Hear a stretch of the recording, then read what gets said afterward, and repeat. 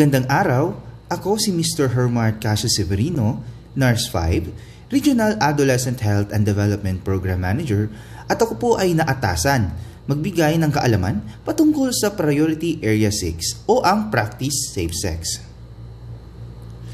Ang pangunahing programa sa ilalim ng priority area na ito ay ang Adolescent Sexual and Reproductive Health o ang ASRH. Nasa ilalim din ng priority area na ito ang mga sumusunod na programa. Ang HIV/AIDS and STI, ang family planning, maternal health, at ang neonatal health. Adolescent Sexual and Reproductive Health o ASRH at Sexually Transmitted Infection ay nakukuha sa hindi protektadong pakikipagtalik. Dulot ito ng kulang sa sapat na kaalaman at kasanayan para sa proteksyon. Ang responsableng sexual at reproductive health decision at ang kahalagahan ng ating mga BHW bilang katuwang sa pagsisiguro na ang mga impormasyon at serbisyo ay maibibigay sa ating mga kliyente. May mga impormasyong dapat ibahagi ng ating mga barangay health workers. Ang mga kabataan ay nasa panganib ng anumang uri ng mga sexual at reproductive health risks. Una, ang pagtuklas ng sexualidad sa kanilang edad, pati na rin ang kakulangan sa sapat na kaalaman at kasanayan para sa proteksyon ay naglalagay sa mga kabataan sa mas mataas na panganib ng impeksyon ng STI o HIV. Maagang pagkikipagtalik at hindi inaasahang pagbubuntis, sexual, pisikal o emosyonal na pang-aabuso ng mga taong kilala at pinagkakatiwalaan ng mga kabataan. Ang pagtaas ng bilang na ito ay nakakabahala para sa mga kabataan. Ang ilan sa mga STI ay walang sintomas o hindi nararamdaman, ngunit ang karaniwang palatandaan at sintomas ay ang mga sumusunod. Hapdi habang umiihi, discharge mula sa ari, pangangati at pananakit sa maselang parte ng katawan, at bukol o sugat sa ari. Ang STI ay sanhi ng iba't ibang bakterya, virus at parasite na nakukuha sa pamamagitan ng protektadong o hindi protektadong pakikipagtalik, mapavaginal, anal, or oral sex man. Mayroon tayong mga pangkaraniwang sexually transmitted infection at ang kanilang definasyon. Una, Human Immunodeficiency Virus or HIV infection. Ano ito? Inaatake ang immune system na nagiging dahilan kaya madaling makapitan ng impeksyon ang pasyente. Maaring humantong sa Acquired Immune Deficiency Syndrome o AIDS kung hindi nagagamot ng mas maaga.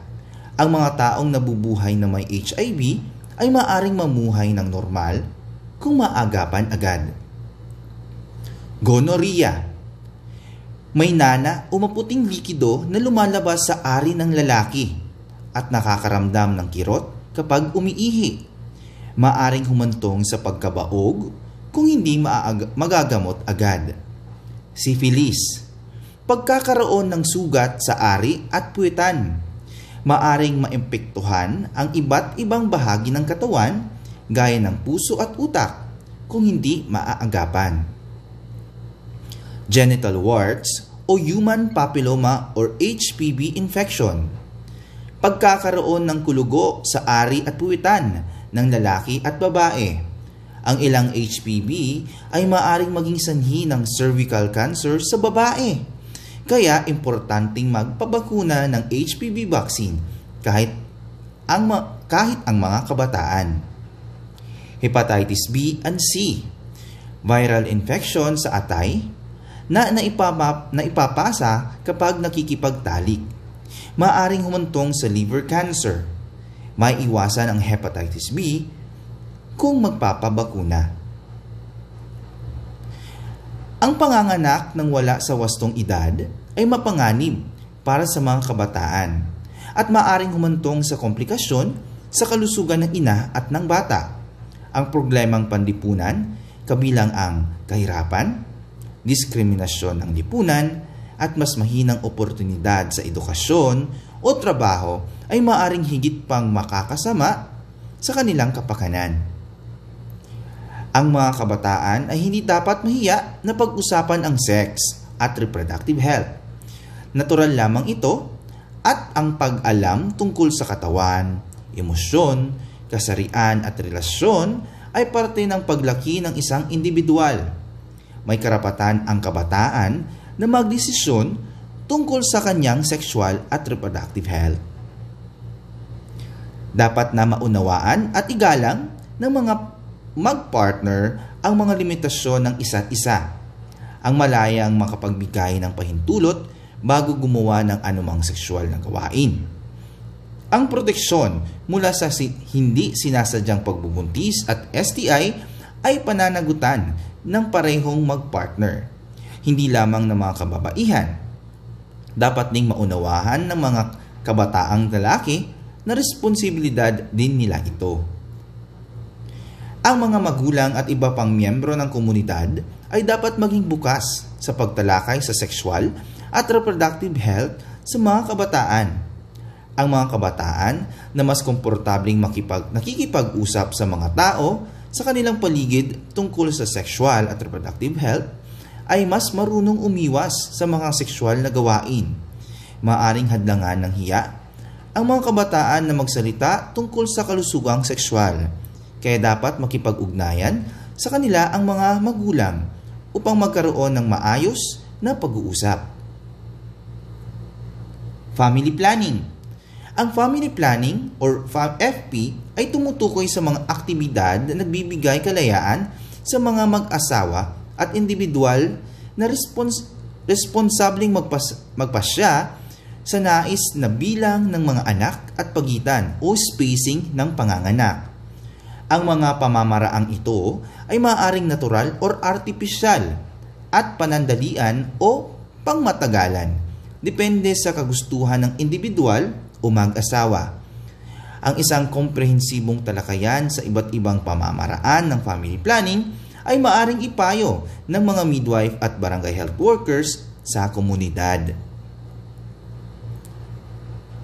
Pinipigilan ng family planning ang hindi planado o mapanganib na pagbubuntis na maaaring maging dahilan ng hindi ligtas na abortion at pagkamatay ng ina at sanggol. Ang mga delikadong pagbubuntis ay kinakabilangan ng mga sumusunod. Masyadong batang ina. Maikling agwat ng mga pagbubuntis. May edad ang ina. Madaming pagbubuntis at may ibang sakit ang ina. May mga paraan ng family planning na makukuha sa mga health center or health facility. Ito ang natural, short-acting, at long-acting and permanent methods. Laging tandaan ng mga impormasyon na dapat ibahagi ng barangay health workers na ang family planning ay 99% lamang, hindi 100%. Ang epektibo or efficiency ng ating programang family planning ay nakadepende sa compliance ng ating mga kliyente. May katanungan po ba? Kung wala na, yun lang po at maraming salamat.